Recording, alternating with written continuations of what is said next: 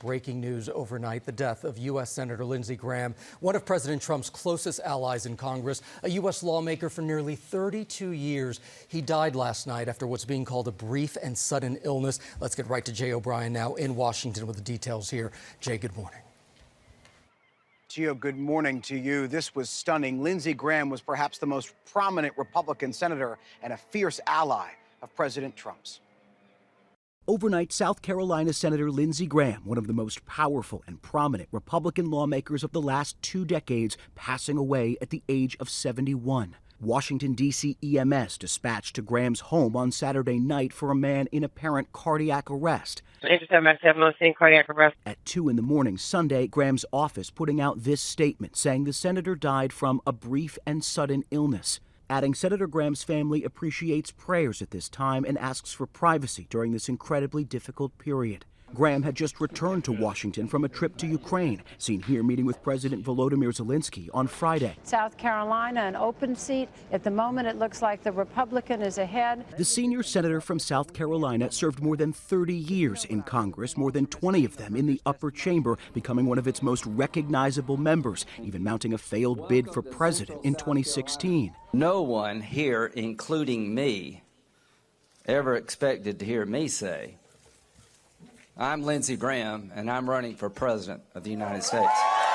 He went from political foe of President Trump's to one of his closest allies in the United States Senate, a persistent advocate for Ukraine in its defense against Russia. President Zelensky calling Graham a true defender of freedom, a staunch advocate for Ukraine, and a determined leader. In recent months, Graham also intensely backing President Trump's war in Iran.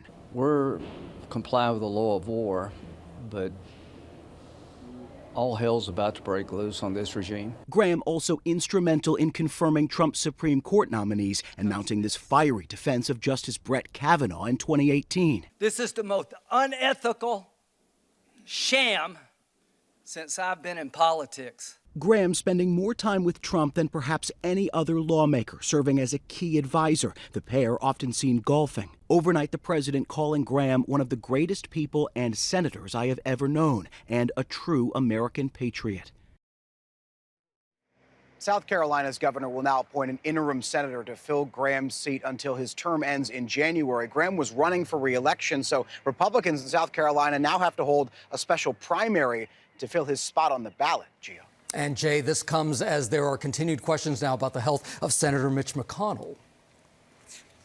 That's exactly right, Gio. McConnell was checked into the hospital exactly 4 weeks ago today. His staff has still not said why. It's an unknown medical condition. His office continues to say that McConnell is getting treatment and that he's working on Senate business. The governor of Kentucky is demanding answers about McConnell's condition. And if McConnell continues to stay out and with Graham gone, that creates a numbers problem for Senate Republicans. They go from 53 voting Senate Republicans to just 51, Gio. Yeah, lots of questions there. All right, Jay O'Brien, thank you so much. Rhiannon. All right, now we turn to that flash flooding, Gio. The threat from slow-moving storms heading south and east. They've already done a lot of damage in the heartland and left behind devastating scenes. Samara's tracking those storms for us. Good morning, Samara. Good morning, Rhiannon. That's correct. We are anticipating more rain today, but yesterday, rains brought devastation from Louisiana to Pennsylvania. Overnight, flash flooding and heavy rain inundating the country, from the heartland to the south, stretching to the East Coast. New Orleans submerged, cars stuck in the deluge, people forced to wade through several inches of water. Come on, y'all, keep up. The floods turning streets into rivers. Over in Tennessee, a separate system dumping 6 inches in some areas. I'm just thankful we're alive. Floodwaters overtaking parts of Del Rio, washing through this gas station. And in Pennsylvania, a fast-moving storm sweeping through Philadelphia, ripping roofs off buildings, flooding streets, cars submerged, others pushed by the rushing water. I was devastated because I have kids to feed. I got to go to work. The storm knocking down hundreds of trees and power lines. This morning, thousands of customers without power. It comes just a day after the deadly flooding in Missouri. Over 350 rescues there and at least one person killed. New images capturing the extent of the floods. Up to a foot of rain in some areas. This mother and 3 children stranded. And tell them we're on the roof. It's okay. Jeff Fitzer capturing this video of a river in southern Missouri a day before the storm. This is the aftermath. Heavy waters dramatically rising, trapping visitors in a nearby lodge. We just all kind of banded together and said, we're going to help these people out. And so it was very scary. Fitzer grateful he and others managed to escape with their lives. I can't believe what we just experienced. And we're so thankful that we're home now. It could have been tragic in so many different ways. And today, what makes this so dangerous is the fact that some areas that were under a flood watch yesterday are under a flood watch today again. So that includes Tennessee. Hartford, Tennessee this morning. Take a look. We have a flood watch in place for you. Creeks could be overflowing. Roads could turn into rivers, so be very careful on the roads. Here's a look at the wider shot of where the flood watch is. It's not just Tennessee. It's in Kentucky once more. Charleston, West Virginia, just south of there, and even parts of North Carolina and Virginia anticipating some of this rain to move through. The threat for severe weather looming over South Carolina, parts of Georgia, and into North Carolina. That's a look at the forecast across the country. Gio? As you said, people have to be prepared and be very careful. Samara, thank you so much. Now to the new U.S. strikes overnight against Iran. A quick response after Iran struck a container ship and declared the Strait of Hormuz closed yet once again. ABC News senior White House correspondent Selena Wang joins us now from Washington with these details. Selena, good morning. Yeah, good morning, Gio. The U.S. and Iran are trading attacks once again just hours after talks wrapped up in Oman. And those talks were focused on reopening the Strait of Hormuz, but clearly no breakthroughs were made, with Iran yet again firing on a ship in the strait. Overnight, the U.S. striking Iran in retaliation after Iran attacked a container ship in the Strait of Hormuz. The U.S. military saying it's imposing a heavy cost by continuing to degrade Iran's ability to attack civilian mariners and commercial ships freely transiting the strait, adding that U.S. forces hit approximately 140 Iranian military targets, including Iranian missile and drone sites, naval capabilities, ammunition storage facilities, communication networks, and coastal surveillance locations. Secretary Pete Hegseth posting, Iran made a poor choice. Now they pay.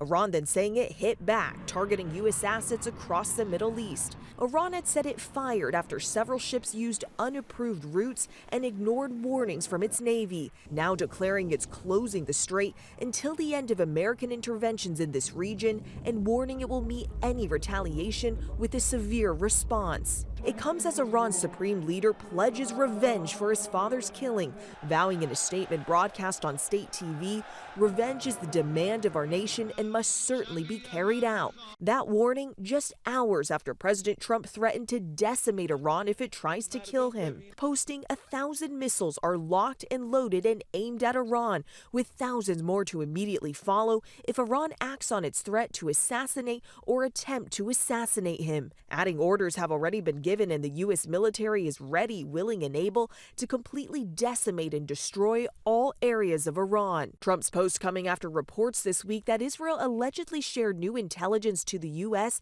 about a plot against him, and Trump himself has said he's a top target. I'm number one on the kill list for Iran. And yet talks had continued, even after the U.S. and Iran traded fire all week. Iran's foreign minister met with his Omani counterpart on Saturday in Oman. Iran state media says they discussed the safe passage of ships through the Strait of Hormuz and Oman's position on the use of diplomacy to prevent the escalation of tension in the region. So before these latest strikes, U.S. officials were actually optimistic about talks. In fact, a senior U.S. official said on Friday that the Iranians had privately told President Trump's advisors they screwed up and made a mistake in shooting at those ships. But now, Rhiannon, the fighting has resumed. We'll see what the rest of the day brings. Selena, thank you for that update there. Now we turn to the protest overnight over the death of Nolan Wells, the Mississippi teen found dead after a July 4th outing with friends. ABC's Ike Ajachi is here with the latest. Good morning, Ike. Rhiannon, the community in Ocean Springs, Mississippi is still reeling from the loss of a beloved community member, coming together for a peaceful protest to demand justice for 18-year-old Nolan Wells. Just 1 week after he went to Horn Island to celebrate the 4th of July with friends and never came home. 2 days after that trip, investigators made the heartbreaking discovery. Wells' body found in the water offshore. His parents, Christine and Elmore Wansley, telling GMA they want honesty and transparency and a thorough investigation into their son's death. Authorities say his friends claims Wells decided to stay behind on the island, but his parents say that wasn't his character. They also told GMA that when they retrieved Wells' phones, some texts appeared deleted and his Snapchat accounts were empty. Wells, a wide receiver at Southwest Mississippi Community College, was expected to be back with his teammates for preseason this week. We spoke with his head coach, Les George, who says the team is devastated by the loss of a beloved teammate. We had a team meeting that evening once everyone had moved into the dorms and settled in, and we didn't talk about football. We just talked about how the most important thing right now is that we're here for each other. And made sure that we had counselors in place for them. Now, Nolan's parents have now flown his body from Mississippi to Washington, D.C. for an independent autopsy with help from former NFL quarterback and activist Colin Kaepernick as they await results as protesters call for answers. The Jackson County Sheriff says the investigation is ongoing and welcomes that independent review. Gia. And those parents really want those answers. All right, Ike, thank you so much. Now to New York City, taking action following a Legionnaire's outbreak in one part of Manhattan. At least 54 people have been diagnosed with Legionnaire's disease in connection with this cluster. 18 hospitalized right now. Among the 31 buildings with cooling towers that tested positive for the presence of that bacteria, the famed Guggenheim Museum. It says that it took immediate steps for remediation. The city saying no additional action is needed and that no one inside the building is at risk. So joining us now with more on what to know about Legionnaire's disease is ABC News medical correspondent Dr. Darian Sutton. Thank you for being here, Dr. Darian. So what does a positive test actually mean here? Like, should people be worried if they work or live near these buildings? Well, 31 buildings testing positive is a reason for alarm and understandably concerning, but it doesn't mean, and we're learning this through ABC News medical unit, that 31 buildings are actively making people sick. A large part of this is because Legionella, the bacteria, not only lives in fresh water, but it also commonly lives in building water systems. And the concern is when that contaminated water becomes aerosolized, either through a fan or airflow, a part of these cooling systems, that then creates mist that people inhale. And that, Gio, leads to what we're concerned about, which is a Legionella pneumonia. And the reason why we're focused on that in the emergency room in New York City is because the fatality rate associated with that type of pneumonia is significantly high. Approximately 1 out of every 10 people diagnosed is at high risk of death, compared to typical pneumonia, where 1 out of 100 are at risk of death. Now, this is not the type of pneumonia that you're going to give to another person. It's not contagious in that way. And this is not the type of pneumonia that you'll get from an air conditioner or from drinking tap water. But again, it's a large public health issue, largely because there's going to be a lot of work that's required to isolate which one of these cooling towers is truly the source of the outbreak. I think that's so important what you just said. This is not typically transmitted person to person. Yes, exactly. But let's talk about what symptoms people should look out for and when they should seek medical attention if they think possibly they've been exposed. Yeah, early diagnosis is really important here to reduce your risk. So symptoms of cough, fever, shortness of breath, especially during the summertime, you should get evaluated. You would expect viral illnesses during the winter, but during the summer they're less common, so they're a reason for working it up. Also, to understand that the type of testing here, aside from the typical chest x-ray and the exam that you'd expect, a specific test for Legionella infections is a urine test. And many people might not know, so if you're concerned about your risk, it's something to bring up with your provider. And then understanding what is the high-risk patient. Those who are over the age of 50, those who are pregnant or immune compromised, reasons to check in with your doctor if you're concerned about your exposure. As you always remind us, listen to your body, don't ignore things. Dr. Darian Sutton, thank you so much. Of course.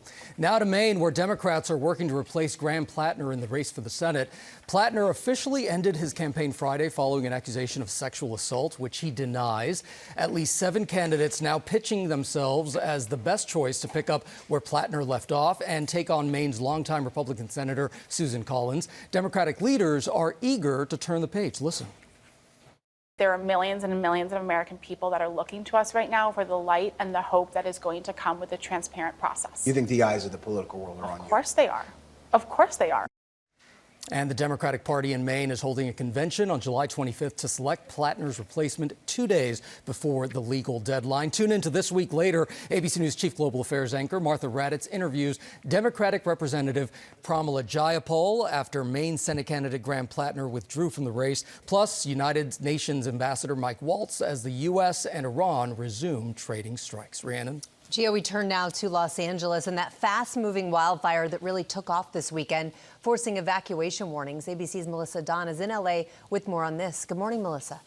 Good morning, Rhiannon. And so fire crews making progress on a wildfire that's burning here in northern Los Angeles County. This is a mid-hour heat wave. It's called the Summit Fire. It's now 8% contained, but it's scorched more than 2,600 acres as of this morning. And that fire is burning along the L.A. County and San Bernardino County line in the Antelope Valley. Now, firefighters responding aggressively. We've seen quite the aerial assault, even a military C-130 aircraft assisting, as well as a dozen helicopters and fixed-wing aircrafts dropping water on those flames that are burning into the Angeles National Forest. Well, it's also impacting surrounding communities as nearly 600 people are under evacuation orders or warnings, and officials say one home was damaged and one structure was destroyed from the blaze. At this point, one firefighter was also injured, but fortunately, officials there say the injuries are minor and they're expected to be okay. But look, all of this extreme heat and dry conditions that we're facing out here, Gio, are just making it that much more challenging for fire crews. Gio? They are making it so challenging. All right, Melissa, thank you so much. Championship weekend at Wimbledon now. The men's final is this morning after Saturday's women's title match. And ABC's Andrew Dimbert is following all of this for us and has the highlights. Wow, Noskova really making a name for herself. Really? I mean, I'm just, wow. Okay. And we're not even done yet. We got the men's today. We'll get to that in a second. But Wimbledon's newest champion is writing her own chapter in tennis history this morning. 21-year-old Linda Noskova capturing her first Grand Slam title, defeating Karolina Muchova in an all-Czech Wimbledon final, 6-2, 5-7, 6-3. Noskova looked to be cruising toward victory before a dramatic second-set stumble, letting 5 championship points, slip away as Muchova forced a deciding set. But the rising star regrouped, locked in, and closed things out in the third to become the latest Czech woman to lift the Venus Rosewater dish. And speaking of Czech legends, 9-time Wimbledon champion Martina Navratilova watching from the royal box alongside the Princess of Wales, who actually received a standing ovation before later presenting Noskova with the prize. So now attention turns to today's men's final. World number 1 Jannik Sinner of Italy is chasing back-to-back Wimbledon titles after his straight sets win over Novak Djokovic in the semis. Standing in his way, French Open champion Alexander Zverev, though Sinner has won each of their last 9 meetings. But this is going to be exciting because this is for it all. You can catch all the Wimbledon men's championship action this morning at 11 Eastern on ESPN. Anything can happen, but Jannik Sinner looks good. Yeah, he does. He's number 1 for a reason. Yep, number 1 for a reason. All right, Andrew, thank you so much.